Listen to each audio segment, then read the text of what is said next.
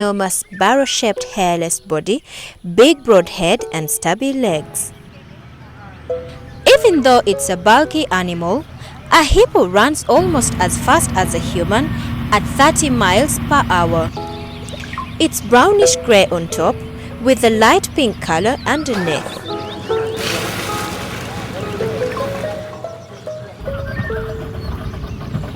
The hippopotamus has its ears, nose and eyes positioned on top of its head so it can remain submerged and still monitor what's going on around it.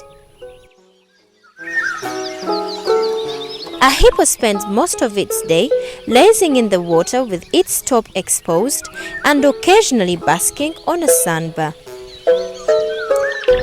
When it submerges, it closes its nostrils and ears so water won't get in. It emerges every 4 to 6 minutes to breathe. The process of surfacing and breathing is automatic, and even a hippo sleeping underwater will rise and breathe without waking. Hippopotami live in herds with the largest pods of up to 100 animals, with one dominant male presiding over a stretch of the river.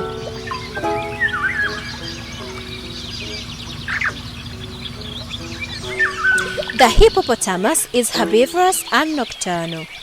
It comes out of the water at night to graze and can eat up to 68 kilograms of vegetation in one night.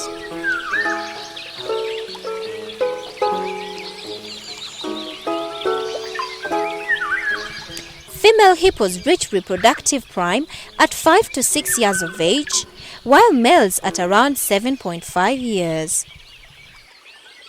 Mating takes place in the water, with the female submerged for most of the encounter. Hippos have a gestation period of 8 months. The female hippopotamus will go off by herself to have her calf. She will then stay away from the herd for anywhere from 10 to 44 days. A hippo's lifespan is typically 40 to 50 years.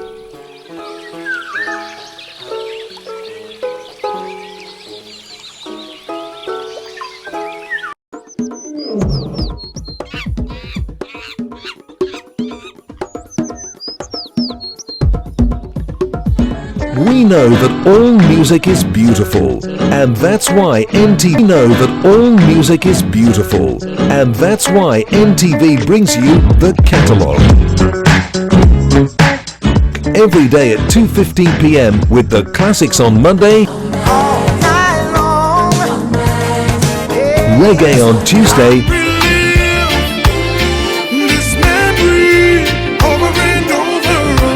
country on Wednesday,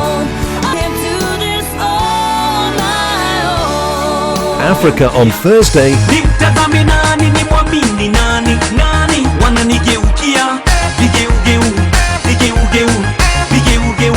and love ballads on Friday. You're like a dream come true. Just wanna be with you. The beautiful sound of music only on NTV, your official music station.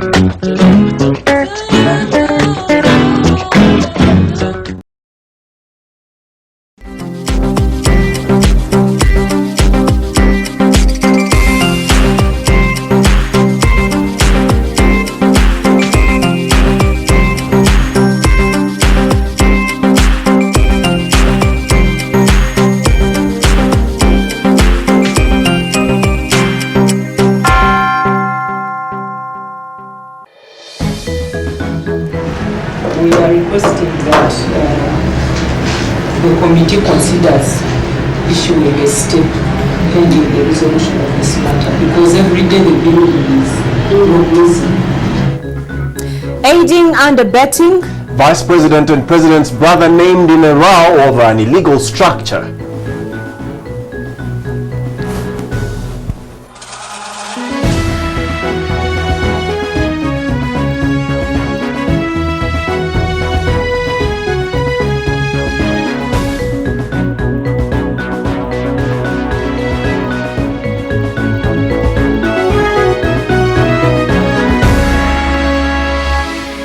Tonight, the question of illegal structures returns to bite, and bite hard it has, as the Vice President now finds he has to answer some queries before Parliament. Also tonight, more deadly clashes in Kenya's Tana region and normal and above normal rainfall for most parts of the country. Will farmers get a bumper harvest, and as a country, are we prepared? It is the story that forms part of our NTV polls tonight, so be sure to have your say. It's Tuesday night, the 11th of September 2012, and a very warm welcome to NTV Tonight. First though, here are the rest of what you can expect tonight.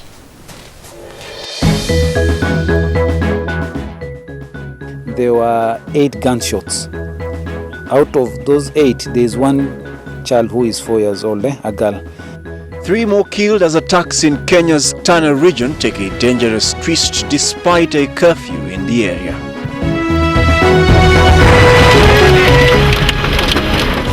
Blessing or a curse? Uganda's meteorological department predicts above normal rains for most parts of the country. Also tonight, an incident they would rather forget. Ugandan and American officials caught up in a diplomatic row after a traffic accident.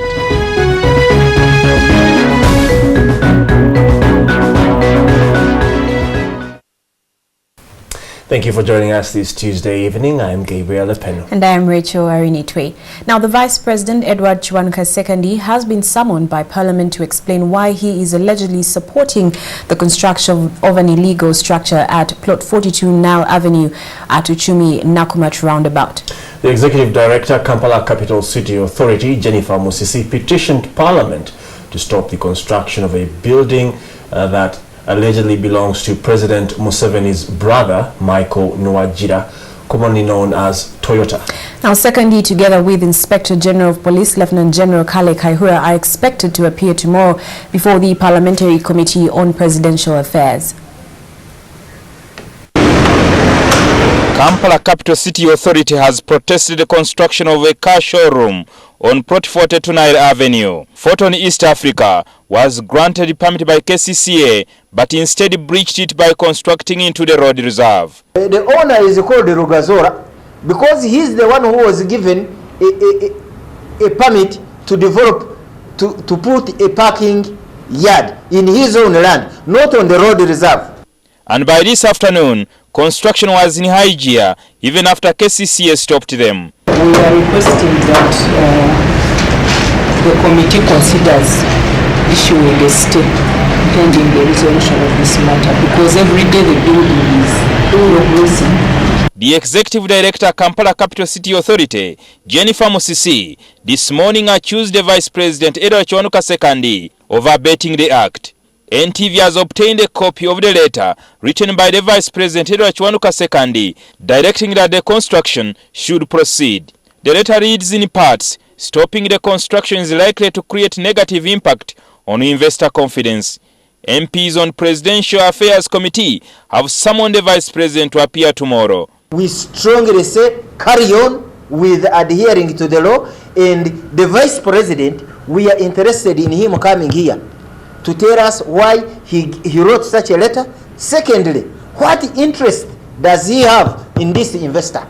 It also emerged that President Museveni's brother, Michael Nwajira, commonly known as Toyota, is behind the untouchable illegal structure. Toyota, who is cited in this matter, we know he's a brother to the president, and he's using his proximity to the president. The MPs on the Presidential Affairs Committee also want KCCA to demolish other illegal structures in the city. Is this a new occurrence where the Vice President is also learning from the President? Next week, we want to handle Imperial Royal. I don't care how many billions he put in. After all, he has been enjoying harvesting money, cutters of our road reserve. Secondly, together with the Inspector General of Police, Lieutenant General Kale Kaihura, are expected to appear tomorrow before the Parliamentary Committee on Presidential Affairs. One day is enough for him to do his work. Is enough. That is today and tomorrow. Thursday, we want that structure down. So we'd like to request that we get the support where we need it. Kaihura is accused of failing to protect KCCA officials who went to demolish the structure, heavily guarded by military officials, allegedly with the help of Toyota, President Museveni's brother. We can arrest him. You saw what we did to Tinyefuza. Is he powerful than Tinyefuza? The executive director, Jennifer Musisi, says this is part of impunity going on in the country. Jingo Francis, NTV. Now, 3 more people have died as the Orma clan sought to avenge yesterday's attack by the Pokomo, which claimed 38 lives in Kenya's Tana region in southeast Kenya. The death toll now stands at 41 as the Kenyan police deployment in the region intensifies to tame the violence. The Kenya police has also described the clan violence as turning political, citing possibilities of failure of the clans to agree on who will occupy the positions of governor and senator as established in the new Kenyan constitution. Solomon Seranja brings us up to speed with the latest. 3 more people were this morning killed and several houses demolished in fresh attacks in the Tana Delta region as the death toll in the ethnic violence shoots above the 100 mark in a month. NTV has learned that the attacks took place at about 7 a.m. in Semikaro and Duru area as the Oma avenged Monday's 38 killings of their clanmen by the Pokomas. The killing came just hours after the Kenyan President Mwai Kibaki instituted a night curfew in the region to tame the violence. Tight security, characterized by heavy Kenyan police deployment, still remains evident in the Tana River County as investigations into the violence takes shape. The Kenyan police has also described the attacks as turning political, saying that what started as land wrangles has taken another dimension ahead of next year's elections. The new Kenyan constitution created 2 new positions, including that of Senate and Governor, which in most parts of Kenya have contested that it will be based on clans. Some political quarters are arguably saying that the 2 clans have failed to agree on which clan is to get which position in the forthcoming elections. Meanwhile, the Kenyan police are also interrogating the clan chiefs as the UN calls for independent investigations into the killing. Solomon Serwanja, NTV. Now, it is possibly an incident that both Ugandan and American officials would wish away, but it isn't going away. The incident, a traffic one, led to a standoff on Nasser Road between the driver of Major General Pecos Kutesa and 2 men alleged to be American nationals. Now, the fracas, which lasted nearly 40 minutes, started after a vehicle belonging to the U.S. mission knocked Kutesa's UPDF car from behind. But when Kutesa's driver tried to raise a complaint, he was allegedly assaulted. Only the timely arrival of the police restored calm after onlookers, angered by the incident, started charging. Sudhir Berohanga reports. With the increasing number of vehicles in Kampala, minor accidents are bound to happen. Really bad. But yesterday evening, at around 9:30 p.m., the people were yet to witness one minor accident, which could have easily turned deadly. This is the vehicle of Major General Pecos Kutesa, knocked by a Land Cruiser Toyota registration number CD02-059U, said to belong to the American Embassy. The general flag is open. The American Embassy vehicles has come behind me. They knock me. I stop. I come out from the vehicle. I get the door of the driver. I open. I say, why do you knock me? Come out. Let the traffic come and see who is in the wrong. From there, the American guys, they jump out from their car. From there, they have assaulted me here. They kick me that side. Musajja wagezako driver okulistinga abenga amuvira. Abase driver matayi. Ninga kintu kikyamu nyo ntuli bantu fe enonsi yaffe. Tonza kuve no fumita. Omusajja ofisa wa maje mulamba because oli commando wa America chechi. No. While one allegedly manhandled the driver, a UPDF officer, his colleague allegedly deflated the tire using a sharp object. Kibadde kiso. I am armed. The Americans, they push me. They assault me, but I cannot act like them. I didn't pick even my gun to show them because I have been trained for so many years. An issue which would have been sorted in a minute brought confusion on this road for nearly 45 minutes as traffic police and the U.S. mission security personnel tried to chart a way forward. Our initial priority was to move these people to safety first because the road is becoming unpredictable. But my worry is the mob, you know.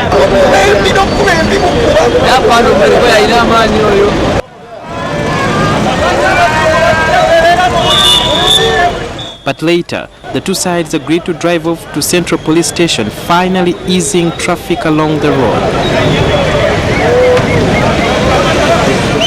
Eyewitnesses say if the armed soldier had used his gun to defend himself when he was assaulted, the situation would have turned ugly. When we tried to get a comment from the U.S. mission here in Kampala, we were told they could not comment on a matter that is undergoing investigations. However, when we made efforts to also get a comment from police, we were told that the issue is already sorted out, therefore no need to comment about it. But the vehicle whose tire was deflated yesterday is still parked right here at Central Police Station. And based on the two sides, it's not clear who is investigating who. Sudil Biawanga, NTV, Central Police Station, Kampala. Judicial officers from 54 Commonwealth countries are in Kampala to attend a high-level conference where they'll discuss ways of making justice accessible to all, especially the poor. The Magistrates and Judge Association was officially opened by the Vice President Edward Sekandi at the Commonwealth Resort Hotel Munyonyo. Chris Ochamringa has more. The Commonwealth Magistrates and Judges Association conference that convened today was attended by 340 delegates to discuss ways of improving the judicial system in all Commonwealth countries.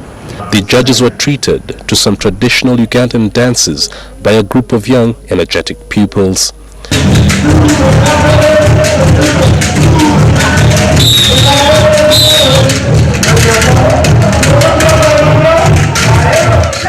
Top government dignitaries joined the legal minds in discussing the conference's theme, which questioned whether justice for all is a myth or reality. The judicial system the world over tends to favor the educated and rich more than the poor. Now the Commonwealth judicial officers here want to change that by making justice more accessible to the ordinary folk. A host of speakers called upon the judicial officers to promote the awareness of the law among citizens in order to enhance democracy. Judicial officers are the custodians of judicial independence, rule of law, and democracy. Uganda has taken deliberate steps to achieve these universal principles. Justice for everyone is fundamental to the concept of justice itself. The huge legal costs and the technicalities of court processes have kept out a huge number of poor people from accessing justice in the country. But Uganda's Chief Justice Benjamin Odoki says the country's judiciary is working on resolving that problem. The system we are now trying to adopt is a system whereby which can empower the people to be able themselves to be able to present their cases in court. And so we are also requesting lawyers to be able to give services to those who cannot afford legal services, to reduce their costs. And would you describe Uganda's judiciary as independent, or do you cave in to pressures from the government? Uganda judiciary is known to be one of the best judiciaries in Africa. These people wouldn't have come here. The week-long conference will also discuss corruption in the judiciary, justice for children in conflict areas, and gender issues in the legal profession. Chris Ochamringa, NTV. Now, meteorologists have warned of severe weather changes in the upcoming months that could either produce good or bad results for farmers and residents in disaster-prone areas, respectively. Now, while people living in the disaster-prone areas are threatened with natural disasters, farmers have been encouraged to maximize the use of the rainy season by growing crops. Well, this information was released today by the Ministry for Water and Environment at a news conference held at the Media Center in Kampala. I will be bringing you the details of that story later on in tonight's bulletin. But that particular story brings us to our NTV poll, and would like to hear from you. And we are asking, how do you think the government should prepare for the changing weather patterns in Uganda? How do you think the government should prepare for the changing weather patterns in Uganda? To have you say, text your comment or contribution to the number 8778, followed by your name and where you are contributing from. We shall read some of those comments during the bulletin and also bring you some more before we wind up NTV Tonight. All right, we'll take a quick break now, but here's what you can expect to come your way on NTV Tonight. Electoral Commission and police gear up for polls in Usuk and Butambala. And on the farm this week, China looks to wine production to satisfy its growing middle class. NTV Tonight returns after this break. Do stay with us.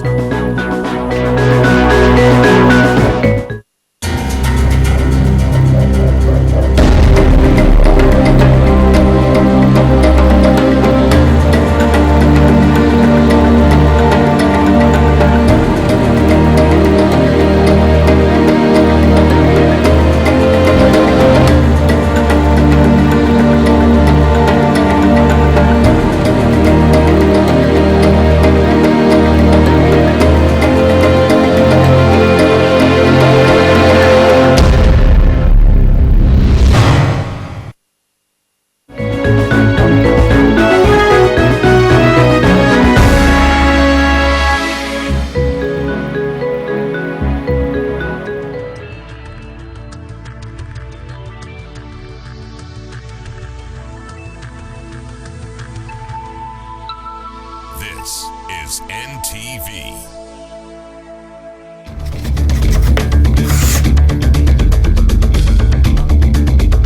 Fieldwork has been defined by different scholars. Some think it is an art. These are the blood types that are in human beings. We have A. When a chemical reaction takes place, it involves two things. We are given a straight line that has been denoted by 2x minus y is equal to 6.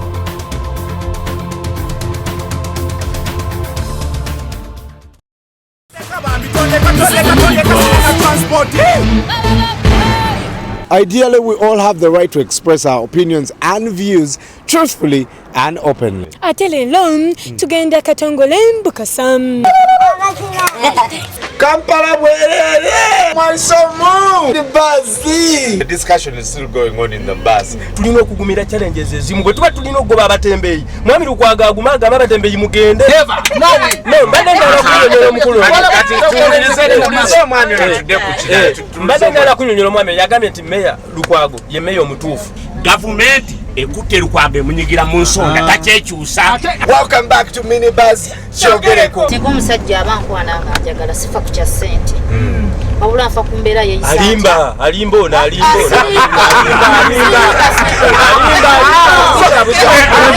This is Minibus. Kyogereko.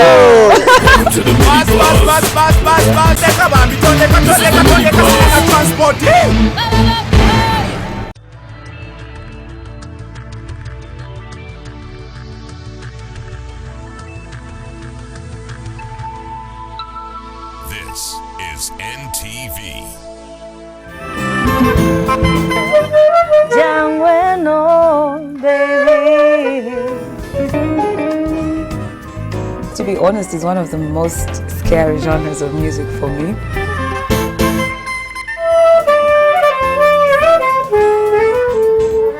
For me every day.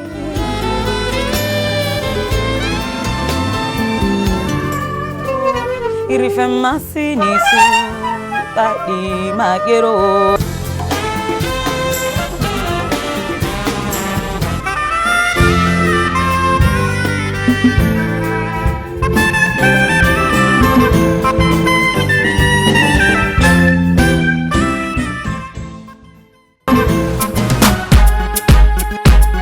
No one feels the motherland like we do.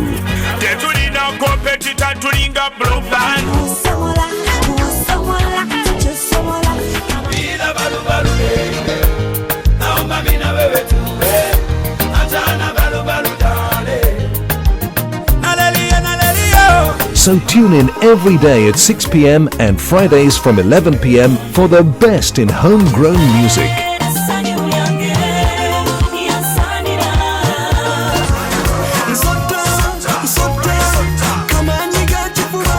Only on NTV, the station that celebrates local music talent.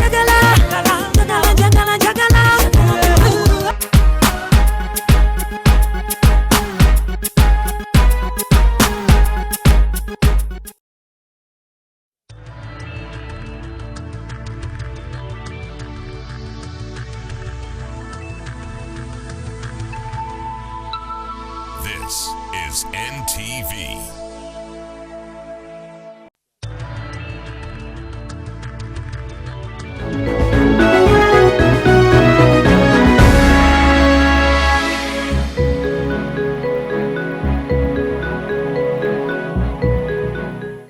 Welcome back. You are watching NTV Tonight. We start with a reminder of our NTV poll question and some of your responses. Tonight we're asking, how do you think the government should prepare for the changing weather patterns in Uganda? How do you think the government should prepare for the changing weather patterns in Uganda? Well, to have your say, you can text a response or contribution to 8778. Do include your name and where you are participating from. Let's now sample some of your views. Evangelist John Paul Lule saying, we saw what happened in places like Bududa, and we wouldn't want the same catastrophes to happen again. Government should sensitize the people living in such places and should also put aside money for evacuating them and catering for them in camps. Okay, Buile Rakatwe Edgar, you say, why ask the government and not the people themselves? It is us who should prepare in expectation for any weather changing weather patterns. The government's sole role should be to predict and announce. Thank you for your responses so far. There's still time for you to have your say. The number once again is 8778. We'll read a few more of your responses at the very end of tonight's newscast. Okay, now ahead of the by-election in Butambala, police has sounded a warning to all individuals who are allegedly planning to disrupt tomorrow's parliamentary by-election poll as they risk arrest. Now, according to police, they have received information about a group of youths who have been brought in from other areas with the aim of causing chaos. 5 candidates are in the race to claim the seat that fell vacant in August after the Court of Appeal cancelled Faisal Chikulukunyo's election. Now, Julius Senkandwa is in Butambala and now reports. These are some of the police personnel already deployed in Butambala ahead of Wednesday's highly contested by-election. The deployment, according to sources within the force, is aimed at counteracting wrong elements who are intending to disrupt the process. However, this has not gone down well in the opposition camp, who allege that the deployment is aimed at intimidating voters. The Human Rights Committee of Parliament should look at this increased role of police in these by-elections. The deployments are fine. People should not be alarmed by police uniform. We are here to protect you. The other concern presented by the opposition are the stiff conditions issued by EC, where all agents must present 2 passport photocopies before they are allowed into the polling areas. We feel that as Ugandans we have freedom to travel and be anywhere in this country so long as we are law-abiding citizens of this country. We are MPs who should enjoy a certain form of immunity in our country. However, efforts to talk to the district returning officer were futile, claiming that he had been stopped from talking to the media. 58,278 voters are expected to take part in tomorrow's exercise in the 86 polling stations in the constituency. What I can assure you, in Arum, we have to win this vote. I believe we've summoned our A team with our A game, and we will be home and dry. I want to imagine. I'm hoping for the best. Julius Senkandwa, NTV. Now, within just hours to the polling day in Usuk County in Kajakwi District, an aspiring independent candidate, Epowat Emmanuel, has pulled out of the race in favor of the competitive NRM candidate, Proscovia Alongot Oromite. And to ensure total peace in the district ahead of tomorrow's polls, security has been beefed up to counter any acts of violence. Maurice Ochol is in Usuk and sends us this report. As we head to Usuk in Katakwi District, the journey isn't that easy. As you can see, it's one of the places that is usually affected by floods during the rainy season.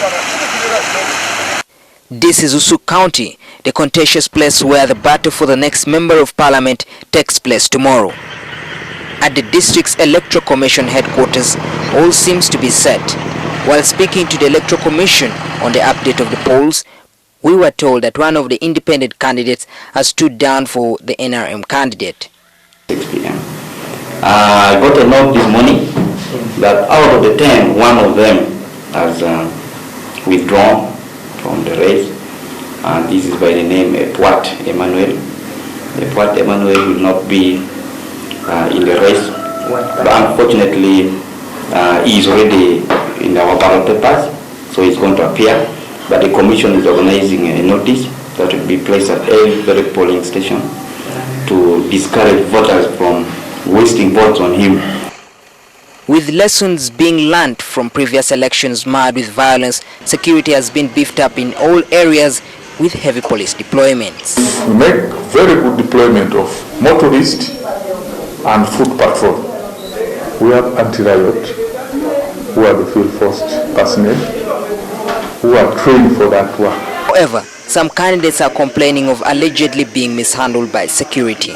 Twisted, Honorable Jimmy Akena was pulled left and right, pushed, and as the supporters now started, oh, why are you beating our candidate? They grabbed the very big sticks and cane our supporters badly. While in Katakwi, we visited Forum for Democratic Change camp. The aspiring candidate, Okure Charles, suggested an ultimate win. We have a whole Minister of Education coming from Katakwi. We have always been among the last districts, and we are wondering, as Katakwi, where are we heading? So Charles Okure is coming in to speak out most of these issues that we have seen happen in the last 25 years that the NRM government has failed to fulfill, and they have run around peddling. Later on, the independent candidate Charles Oleny asserted how his leadership skills and being once an MP for the region will still give him a clear win. I do believe that because of my history in the area of leadership here in Usuk, I am hopeful that the confidence that they've given me, they have stood by me in spite of all the difficulties. As you are aware, there has been a lot of intimidation, coercion, especially by the security agencies, the office of the RDC, the DSO's office, the police. Our efforts to speak to the NRM candidate, Alenyo Oromite, proved futile as they claimed they were too busy planning for tomorrow. Now I'm in Mukokoro village in Katoki district, where many of the voters are already geared up and in high spirits to go and cast their votes tomorrow. Although some of them have expressed dismay towards the presence of the police and the army that are in the area, that they say that preventing them from turning in their votes tomorrow. I'm Maurice Cho for NTV. Thank you, Maurice. Now, in a return to our story on changing weather patterns, meteorologists have warned of severe changes in the upcoming months that could either produce good results or bad results for farmers and residents in disaster-prone areas, respectively. Now, while people living in these areas are threatened with natural disasters, farmers have been encouraged to maximize the use of the rainy season by growing more crops. This information was released today by the Water and Environment Ministry at a news conference held at the Media Center. Suhail Mugabe reports.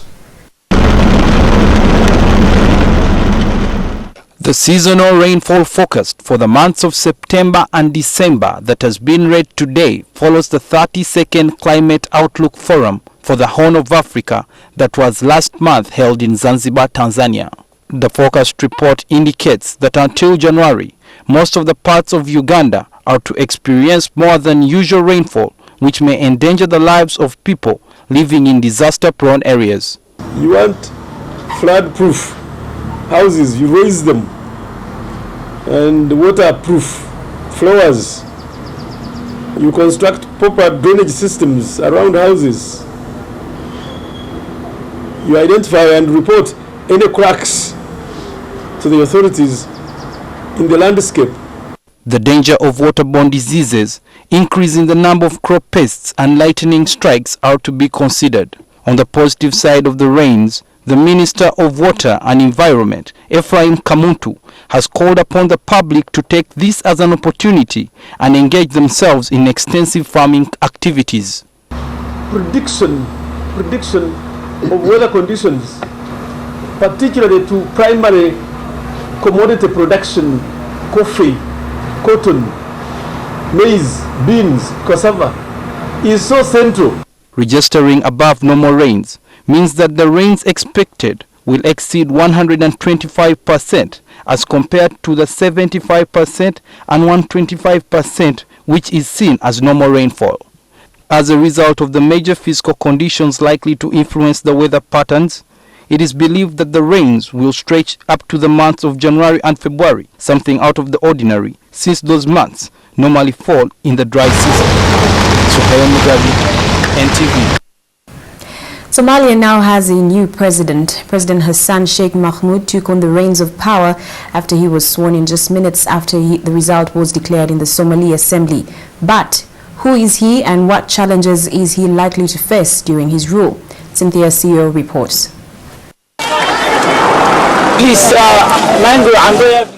For starters, Somalia has been looked at as a war-torn failed state for about 40 years.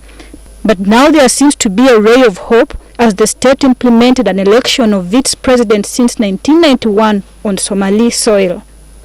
To the citizens, this is a great achievement. I'm so happy, and this is the new revolution, and this is the democracy from Somalia. Now you get it. President Hassan Sheikh Mahmoud, 57, a professor and an activist, was born in central Hiran region in 1955. He is from the major Hawiye clan, speaks Somali and English. Mahmoud also has links to Al-Islah, Somalia's branch of the Muslim Brotherhood. He studied engineering at the Somali National University and became lecturer in 1981. 5 years later, he went to India to study, obtaining an MBA from Bhopal University. He stayed in Somalia during the Civil War, working as a consultant with the non-governmental groups, UN bodies and several peace initiatives. He went to found his Peace and Development Party in 2011 and was elected an MP in August 2012. As he begins work, Mahmoud has his in tray full. Top on the list is piracy off the Somali coast, terrorism, thousands of refugees and lack of institutions. Nevertheless, some Somalis believe the newly elected president will set them on a positive path. Despite of all the flaws, despite of the shortcomings, many Somalis are looking up to this process to produce some sort of government, and that government will take to Somalia more a permanent government. Cynthia Asio, NTV. Now, China has successfully attained an industrialization index of 10.5%, becoming the second largest economy today. However, its import bill that constitutes consumables is estimated at over $300 billion, particularly from Europe and the United States.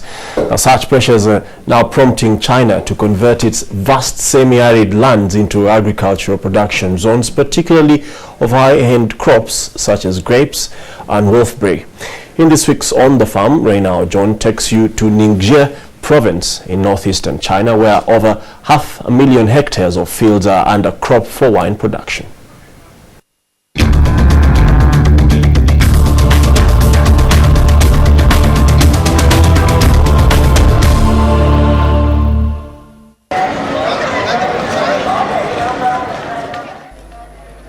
China has obtained a middle class whose taste for Western luxurious drinks such as wines and spirits are on the rise. The expenditure this large economy incurs in imports of such consumables runs into billions of dollars according to government figures. A lot of incomes from all these new kinds of plants, almost 10,000 yuan for 440. Now part of the China's vast semi-arid areas are being converted for production of such grape fields to support the production of wine, a drink that citizens are consuming in larger amounts than before. In 2015, and the Ningxia will build some 100 grape wine factory. The Agricultural Department of the Northeastern Ningxia province has identified to cushion a 5-year strategy that before 2015 should see 500,000 hectares under wolfberry alone. We earn a lot of incomes from this, all these new kinds of plants. In 2015, and the Ningxia will have some 500,000 hectares for growth. This is what the Agricultural Department of the Northeastern Ningxia province has identified to cushion a 5-year strategy that before 2015 should see 500,000 hectares under wolfberry alone. Land specialty is dry and salty, is suitable for woodberry to grow. And for grape, and is the climate advantage, and it has a huge temperature diversity during the daytime and the nighttime. These Chinese officials say that millions of dollars are also being pumped into expanding research on the various capabilities of such plants, through which they hope to meet internal as well as external demand for agro products. And during the growing period, there's no harmful insects, and it's dry. It's suitable for the grape to have proper sugar and acrid. I'm down at a wolfberry research institute in Niger, northeastern China. This is believed to be very important for the numerous nutritional supplements that are also being sold in Africa, Uganda inclusive. Wolfberry in particular is a non-liquor crop, but rather used for over a century in China to produce a wide array of nutritional supplements. And here we have the Yellow River irrigation system. When they're growing, we have the water to irrigate, and during the dry season, there's no insects. We don't need too much more care, so the grape is clean and green. In repositioning herself as a major agro-producer, China also has to deal with the challenge of spending large amounts of money in diverting of tributaries of its imposing 5,464-kilometer Yellow River to support drip irrigation of these grapes and wolfberry fields. In recent years, we have developed 7 new kinds of these plants, and we promote them all around China. But what is exciting is this very nature of soils that return wonderful crop results for China, that with effective planning may not let them down in producing for their own people's consumption, increasing employment, and perhaps exports. Reina Ojan, NTV.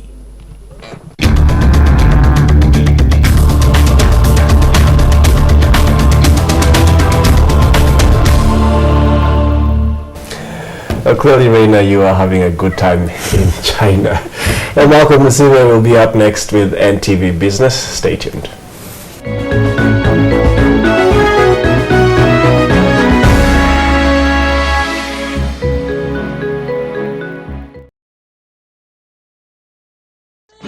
We know that all music is beautiful, and that's why NTV brings you the catalogue.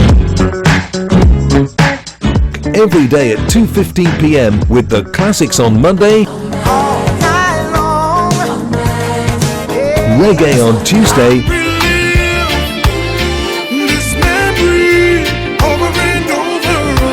country on Wednesday, Africa on Thursday,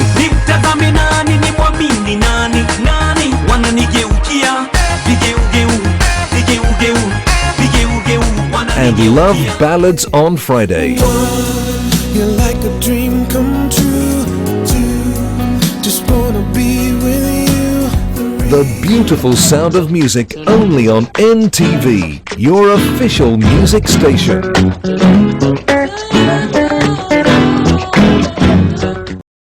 I'm knocking. A message yali ku the last piece of a jambia yali muhadi wayo na. No, bloody way, holy moly. We've just met. How can I be your friend? Mr. Rajmond. Okuzimba nyumba nga kintu kizibu nnyo banange mugumire mu bupangisa. Come. I'm called Olar Oton. There's no English name. Just like resistance, Yakazol. I blame you. You have option of getting international husband. Why do you get it local? New time.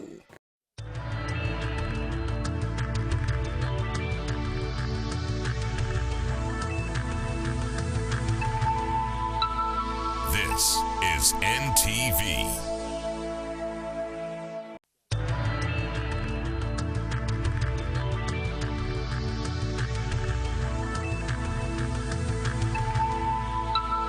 This is NTV.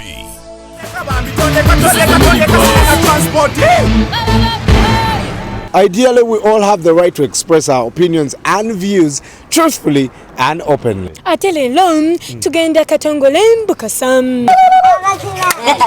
Kampala bwerere! Mwansomu! The bus!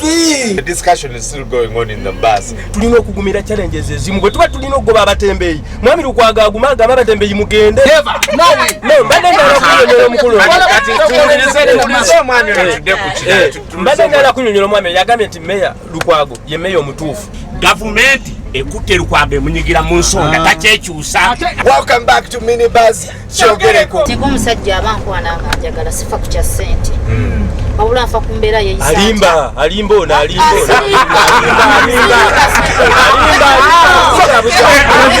This is Minibus. Kyogereko.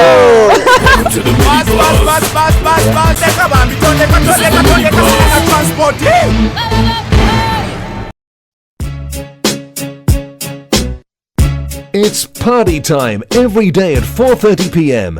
Feel the music. Try out your favorite dance strokes. Watch the latest music videos from artists around.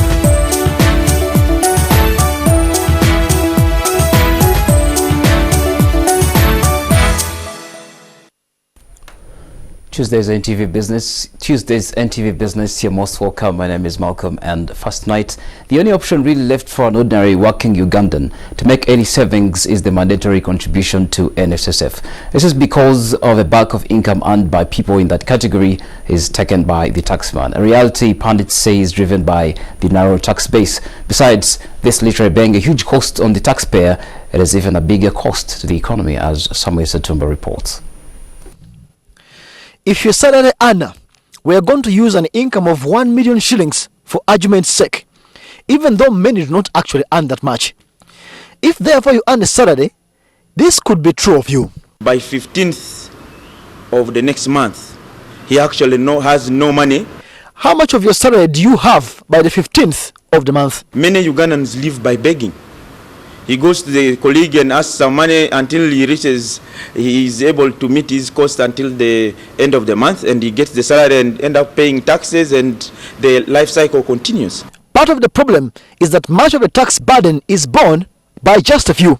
But we realize that there are many people ideally should be in the tax bracket but have been hiding under either the guise of informal sector or or somehow because of the way our economy is structured, you cannot easily get them. So if you earn, for instance, 1 million shillings, you start with shedding off 30% as payroll obligations. They would pay just over 200,000 shillings in tax. Plus, if they are working for an employer that is registered with NSSF, there would be another 5% contribution out of their pocket. Then for most commodities you buy, outside fresh food, you pay VAT and excise duty. I think most people would be spending probably more than half. At the end of the day, on 1 million shillings, you might be left with very little. Savings is nearly not there.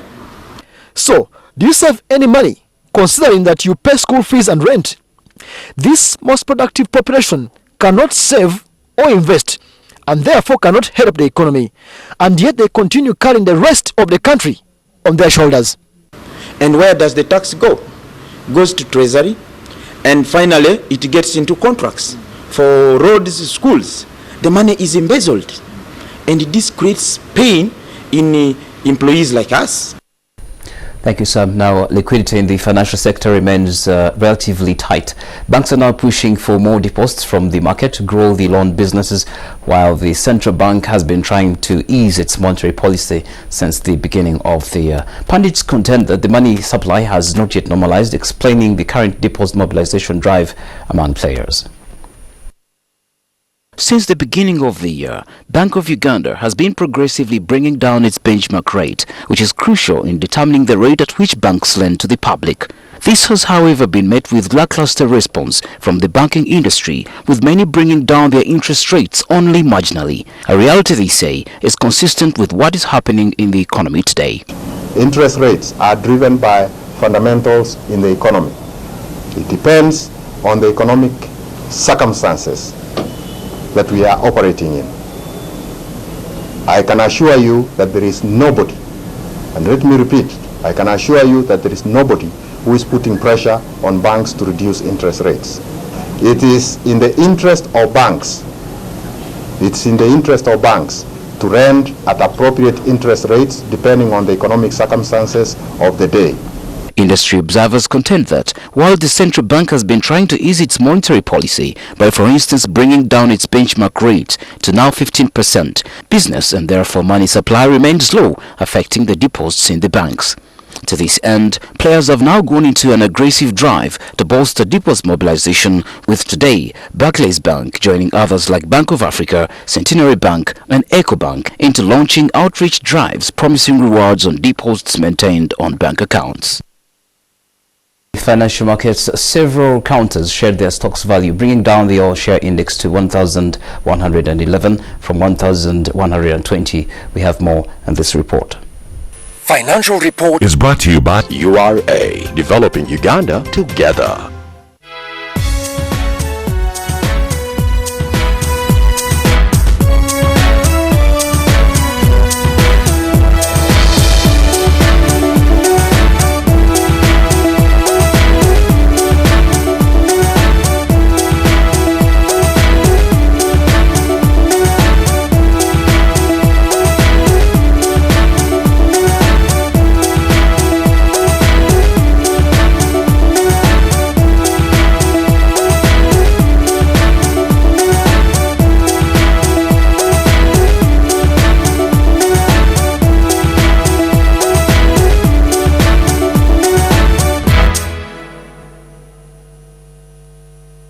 All vehicles are required to revalidate their registration using our new online module and get a new logbook. All newly imported vehicles will also be registered online using this new online module. Get out of the line and get online.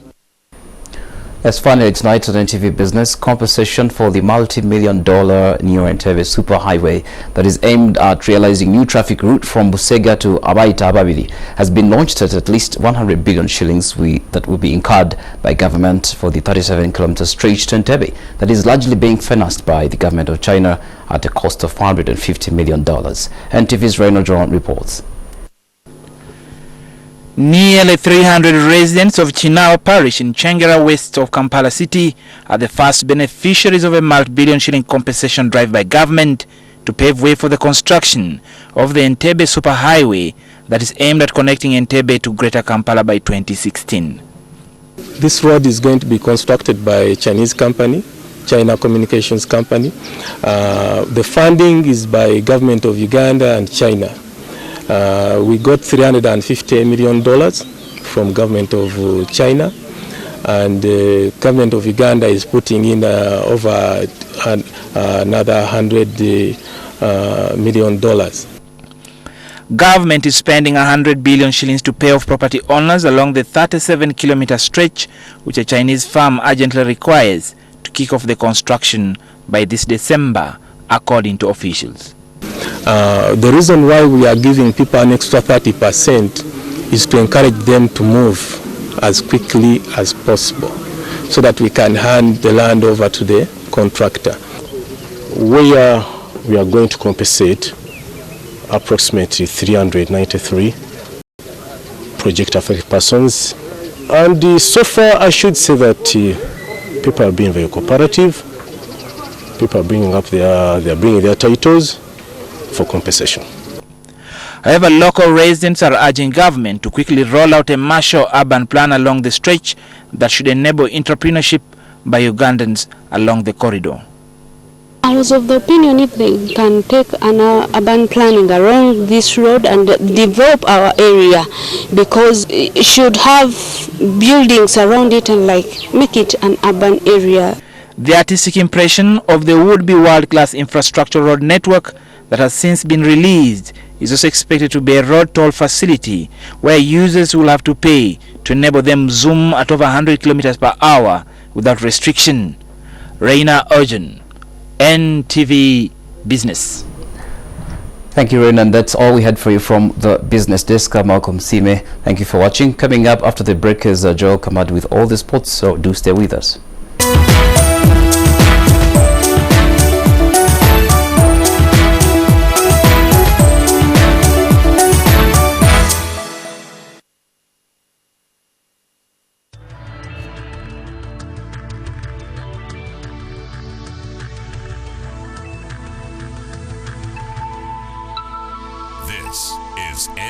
NTV. Your Saturday afternoons just got better on NTV with Exposed.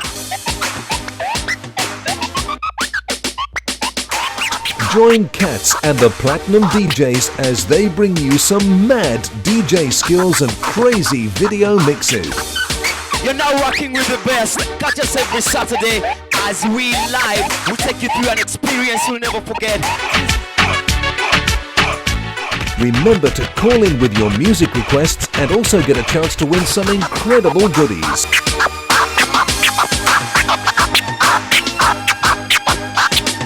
That's every Saturday from 1:30 p.m. only on NTV, the station that digs your music.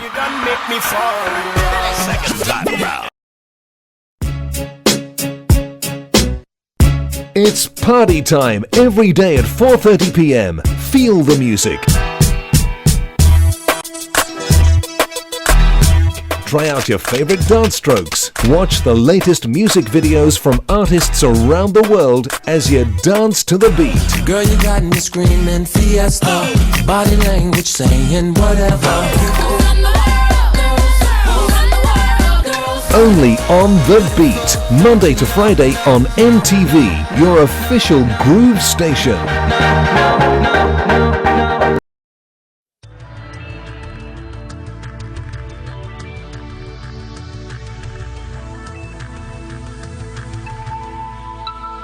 This is NTV.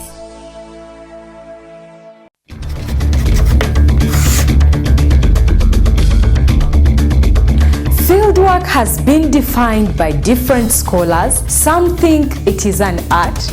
These are the blood types that are in human beings. We have A. When a chemical reaction takes place, it involves two things. We are given a straight line that has been denoted by 2x minus y is equal to 6.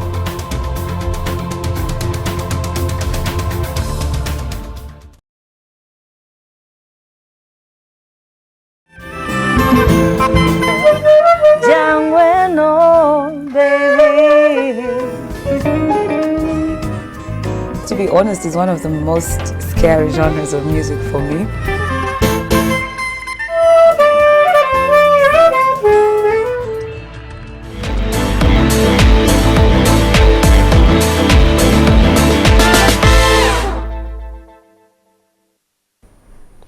Good evening and a very warm welcome to NTV Sport. I am Joel Kamadi. Finally, the newly formed Super League board has set the 25th of October, the date on which this year's league will kick off. Now, FUFA Vice President in charge of administration, Mujib Kasule, tells NTV Sport so far 14 clubs have beaten tomorrow's registration deadline. Army side Simba Football Club was the latest team to fulfill their registration requirements today, ahead of tomorrow's deadline. Although they are said to have registered with the Uganda Super League 2, Simba joined 13 other clubs that earlier complied to the requirements for the newly formed FUFA Super League. And we think by tomorrow all 16 clubs will be licensed because they have shown interest. The other three, Simba has registered. We hope Villa will finish by end of today, and then tomorrow we expect Maroons also to register. The federation withdrew the mandate to run the National League from the Uganda Super League Board and gave it to the FUFA Super League Board. However, the leadership of the Uganda Super League Board has since threatened to sue the clubs that will participate in the new league, a threat Mujibu Kasule has labelled impossible. Unless the clubs decide to take themselves to court and tell the judge, you know what, judge, we took money. And the judge asks them whose money, they say our money. So USL is not going to take clubs to court because USL are the 16 clubs, and in the USL documents they don't mention any name apart from names of the clubs, Villa, Express, Proline, KCC as equal shareholders. So they will need a resolution before going to court. But the problem is with USL as clubs and Supersport. Now the clubs are not saying they don't want Supersport anymore. The clubs are saying we want to go with Supersport. Meanwhile, the Uganda Super League Board Secretariat has also announced the first fixtures of their league, starting this Friday at Nambole Stadium. Sam Poza, NTV Sport. Now, Uganda's ladies chess player Ivy Amoko is set to attain the Woman Candidate Master title as a result of her performance at the World Chess Olympiad in Istanbul, Turkey. She got 4.5 points respectively out of 9 games played, which is a 50% score, the mandatory requirement for a candidate master title from FIDE. She and Fiona Mutesi had become new first title female players in Ugandan chess history. We caught up with Ivy Amoko and she tells us what this means for her. Of course, this being an international, I can only relate it to the Olympics. The best from every country are there. So of course, because for them they do a lot of training. That's where we lack a bit. They do a lot of training. They invest a lot in their players. So of course the competition was really, really strong. And that's why at the end of the day, to come up with something like this becomes even a bigger, a much greater thing to celebrate, because these are people who probably started way back. You find people starting there, they tell you they started at 4 years old, and when you tell them you started playing chess at 20, they are very surprised that you're even here. So the competition is really, really tight. We have a lot of work to do before we can reach there, but right now we are doing great. It's a very good thing, the candidate master. It's a proud moment. It's hard to explain it to somebody who doesn't really play chess, but it's a very proud moment. Yeah. Finally, in international sport, Andy Murray ended Britain's 76-year wait for a male Grand Slam singles champion with an epic victory over Novak Djokovic in the US Open final. This and more coming up. Murray emulated Fred Perry's 1936 achievement, winning 7-6, 7-5, 2-6, 3-6, 6-2 in 4 hours 54 minutes in the Arthur Ashe Stadium. Murray also reached the Wimbledon final and won Olympic gold this summer. Despite his other successes, this result will arguably have a greater impact on his career and the future of tennis in the United Kingdom. Murray, the new world number 3, lost his first 4 Grand Slams final to share an Open-era record with coach Ivan Lendl, but like the Czech, he has triumphed at the 5th time of asking. And while it is a dream of Murray's to win Wimbledon, the British number 1 has long been tipped to make his breakthrough at Flushing Meadows in the final major of the year. Elsewhere, the Football Association will not ask John Terry to submit his mobile phone records before appearing at the hearing into the racist allegations against him. Terry has been charged by the FA with using abusive and or insulting words or behavior towards QPR's Anton Ferdinand, including a reference to ethnic origin or color or race. It was thought the phone records would shed some light on what happened that day, even though they were not used in evidence when Terry was acquitted of a racially aggravated public order offence at West London Magistrates Court in July. And that winds up NTV Sport for tonight. Thanks for watching.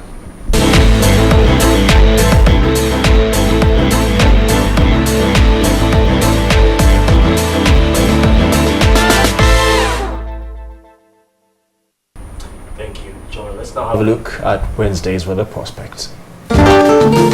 NTV Weather with Roofings, it is the strength of our nation.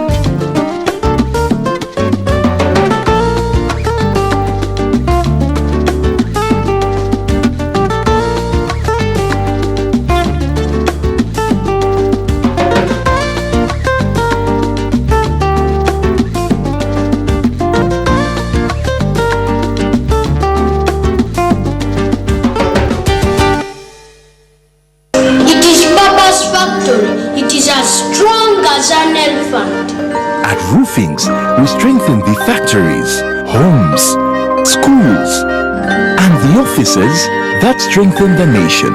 Roofings, it is the strength of our nation. All right, before we wind up tonight's newscast, we'll quickly take you back to our NTV poll. And we asked, how do you think the government should prepare for the changing weather patterns in Uganda? Thank you so much for all your responses. We'll quickly read out a few of them even right now. Okay, Kavidi Ali, you say the government needs to invest massively in research and documentation in addition to introducing new technologies that can detect the trends of weather patterns. Farmers also should be informed on how to safeguard themselves from these changing weather conditions. And Edema Joffre in Arua saying the early warning systems should be strengthened in the country. Lawson Ayebazibwe, you say we should put focus on nature conservation first.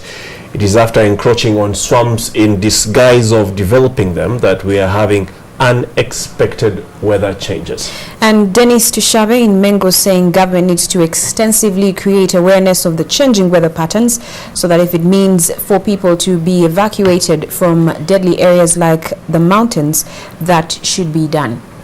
Well, thank you so much for all of your contributions. We do appreciate them. But that winds up NTV Tonight this evening. Thank you for watching. Now I'll return later on with NTV Late Night. For now, it's Wednesday's NTV Tonight. I am Rachel Arinitwe. I'm Gabriel Apeno. Have yourselves a good night.